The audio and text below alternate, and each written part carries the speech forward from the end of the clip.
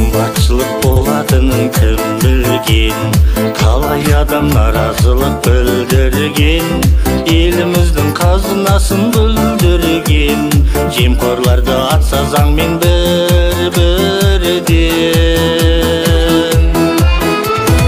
Екі сиыр қайда соның көп еді, Нұрағамның сөзі естен кетпеді.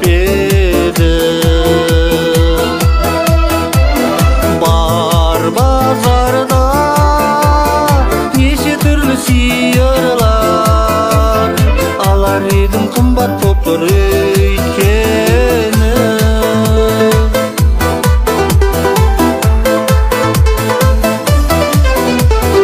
Малың олмас жердің беті көгермей, қыста қымбат жемшөбі де өлердей.